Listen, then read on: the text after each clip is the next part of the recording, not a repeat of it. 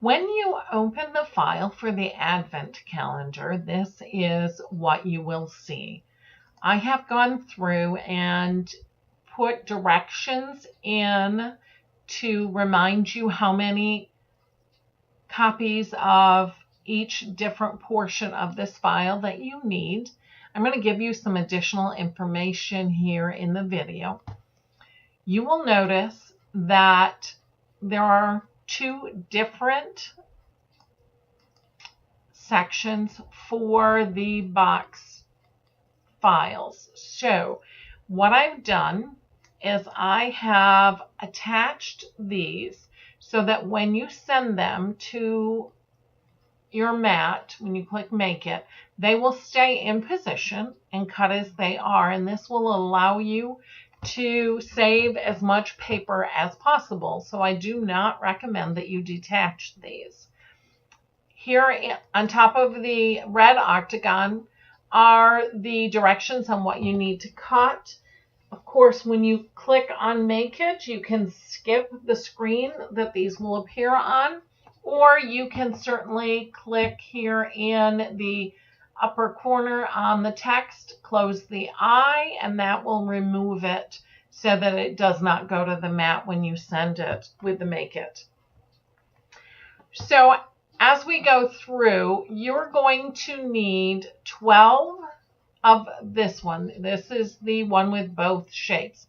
Now it's shown here in white. You can certainly cut this in any color cardstock that you wish. My only recommendation is that you use a high quality cardstock, and you want it to be a solid core cardstock. So the white core, when you score and fold, you are going to see the white through it. So you want to use a nice solid core with some stability. You want it to be able to stand up to the wear and tear that will occur from the children opening and closing these drawers. So you will cut, as I said, 12 copies of this one, and you will cut 4 copies of the one with the 3 shapes that are the same. Then you're going to go ahead and cut one more of this same one, the 3 shapes, out of craft board. You want this one to be extra sturdy. It is the center support structure of this design, so you want it out of that craft board for the stability that it will provide. In addition, you're going to cut 4 of the red octagons. I recommend cutting them from a print. That is what you see in the sample of my design. You will also cut 24 of the small red squares from assorted prints and 24 of the small green squares in a solid. Then you will cut 3 of the brown octagon in craft board. You will cut 1 additional of the brown octagon in chipboard, or if you're using an Explore, you will need to cut 2 or more of this octagon from craft board and then glue them together. You want it to be a very stable piece, as this is for the base of your Advent calendar.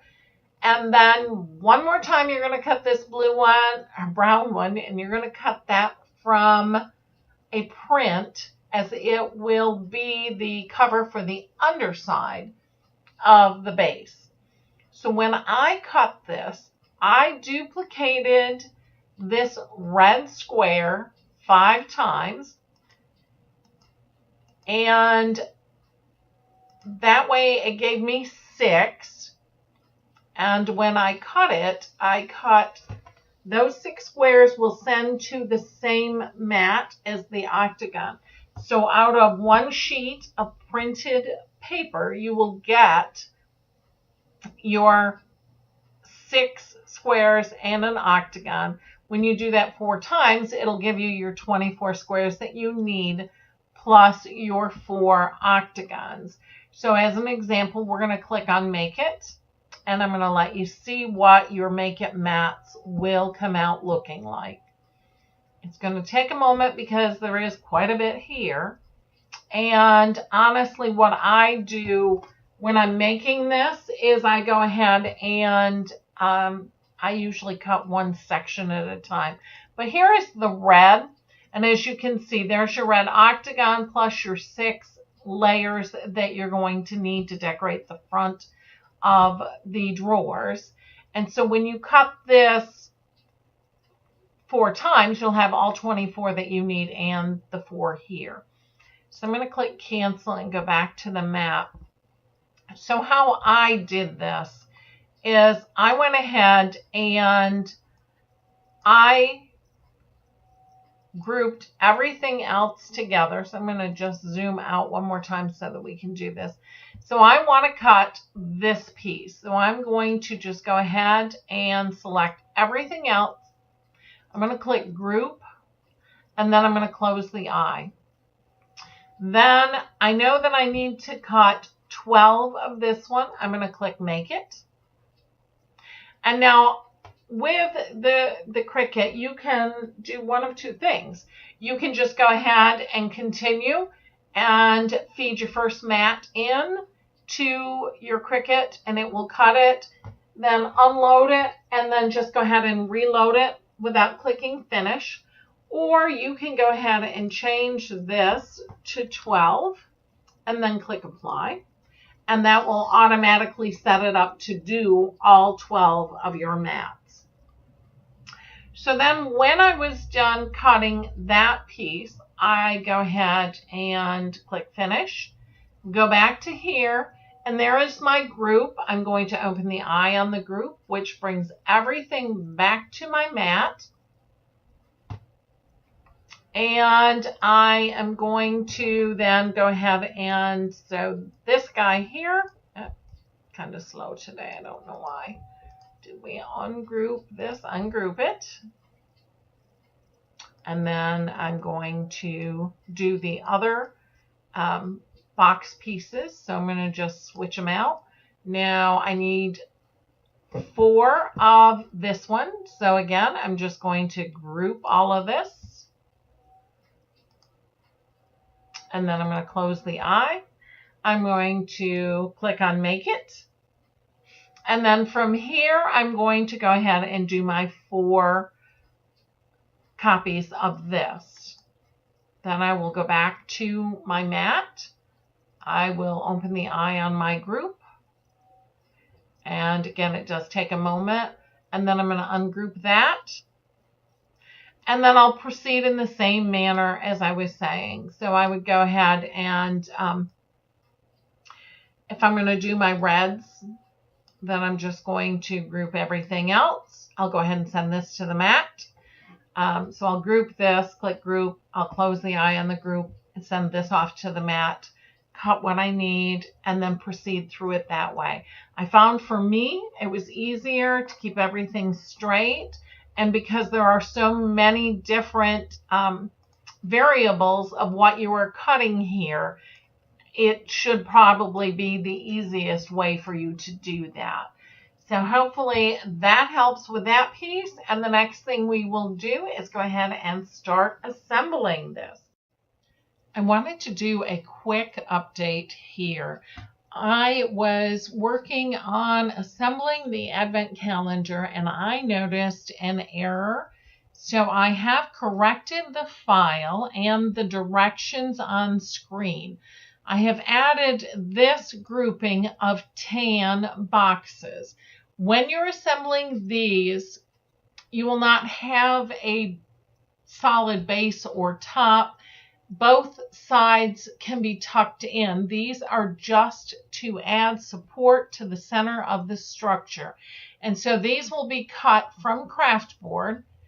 And then when you assemble them, just tuck in the 3 ends on both sides.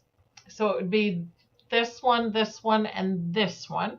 And glue those in place. Then glue this small flap to the opposite end, and then glue these 2 pieces to the inside, which will overlap this small flap, giving that additional stability. Then I would lay them between your layers in the center so that the opening is top and bottom, and you're going to run a bead of hot glue around the outer edges to adhere the next layer. That will give you the most stability in the structure of this advent calendar. I hope that helps. And if you have any questions, as always, please feel free to message me. Now all of the components are cut and are ready to assemble.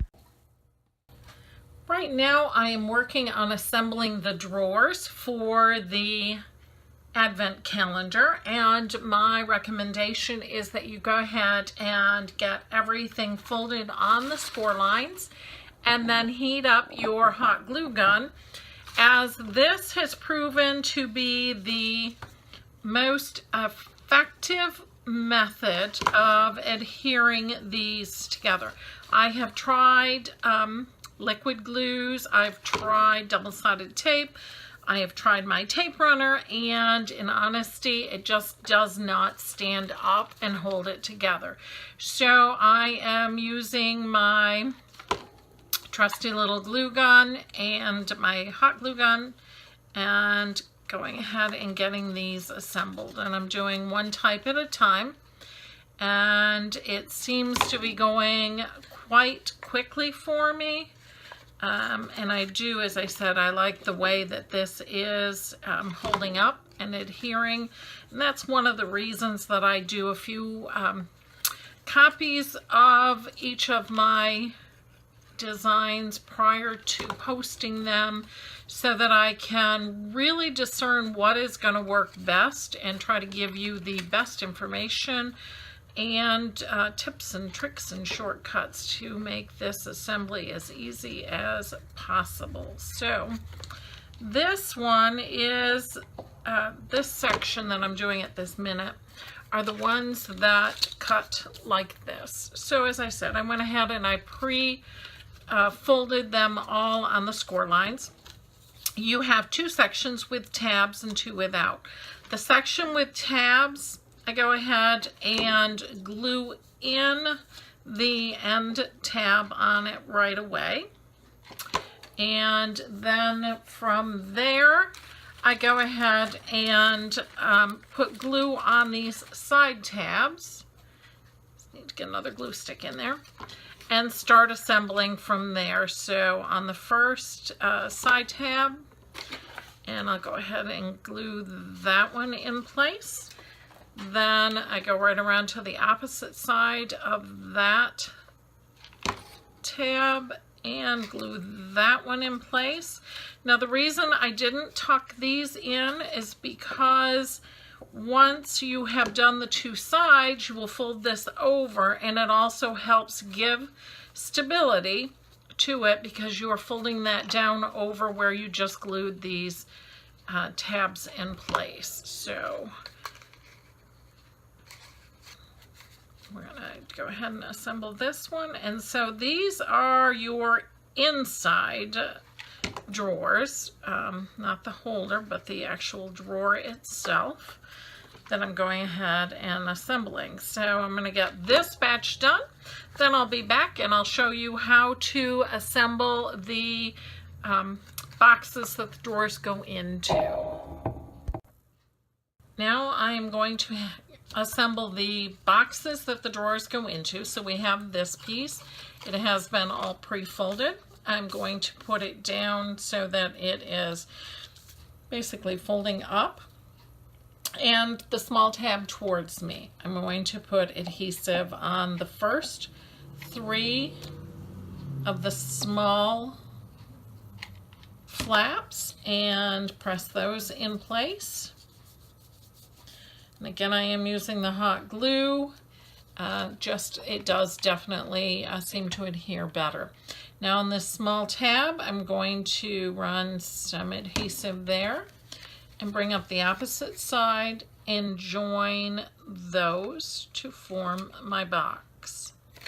Then that remaining flap, we'll put adhesive on that and then fold that in which is also being folded over that small tab, giving a little bit more stability to the box. Now, locate the seam, and with the seam towards you to the right, you will notice that the flap at the top towards you and the one on the right hand side have a straighter edge. So we're going to fold those out, as well as the one facing away from me. This one will fold in, so the one on the left will fold in. Then starting with that flap that was towards me, I'm going to put adhesive on that, and I'm going to fold it in, lining up that straight edge on the outside. Then I'm going to proceed to put it on the second tab, and again we're going to fold that one and straighten up the edge. And then lastly, we will fold in this third one, and that will pretty much center. And that gives you a nice square box.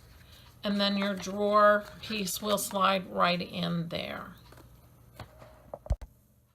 For those who don't wish to use the Tim Holtz brads or cannot find them, I have taken some of the curling ribbon that you get to make bows and cut it into 3-inch lengths, and all I'm doing is putting just a drop of hot glue on them and then putting the two ends together to form a loop. And then I'm taking the drawer, and on the inside of the front of the drawer, putting a small dot of the hot glue, and then I'm going to place that loop in there and get a nice good adherence there. Then on the front, a tiny bit of glue right here, and then flip that front section of the loop down, and that will give you a loop to allow you to pull the drawers out. Then I took from the print and cut stickers that I made, and I can adhere that right here to the center, and now that is ready to utilize. Get some of the strings off there. You will have 4 octagon layers to cover with your decorative paper. So I'm going to run through and do one for you to show you how I did it. And all I'm doing is laying down some adhesive with my ATG gun, and then I'm going to center the craft board piece that I'm currently covering on top of my patterned paper. And then I'm going to take a pair of scissors and I'm going to clip at each corner of this octagon, from the outer edge of the paper to the corner of the octagon. And that is going to allow me to fold back the decorative paper and get a nice, neat fold on that. So I'm going to go ahead and lay down some adhesive there and fold it in my paper, and I'm going to work around the entire outside that way. Now, the reason that I'm putting the adhesive on the paper rather than on the craft board is because if I only put it on the craft board, I don't get adhesive on the overlapping tabs of paper. It would only be in that stretch, and you've got all of this that's overhanging that we need to get some adhesive on as well. So just working my way around and popping down that adhesive and then folding it back nice and tight and continuing that around on all 8 sides. And this one will actually be the top layer of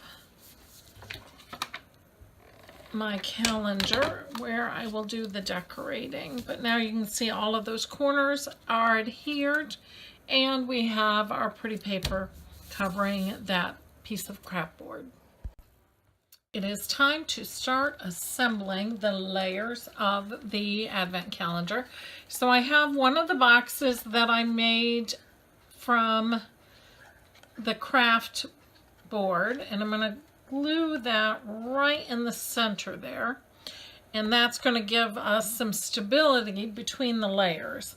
Then, because I have 4 different pattern papers, I positioned them at opposite corners of the octagon, so it keeps a nice dispersion of the patterns around the calendar.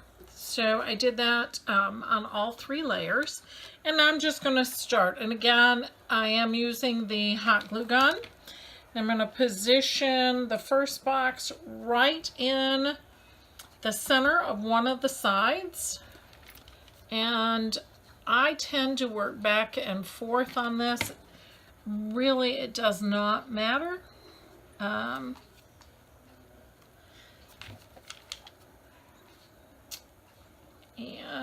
we'll go ahead and we'll get these all positioned in to their locations.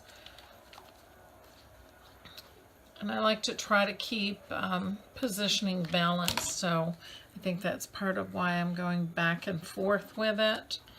And so now the 4 sides are in, and I just need to go ahead and do the last 4, and again lining them up with that outside, and it is snug as it should be. And we're gonna position each of these in place.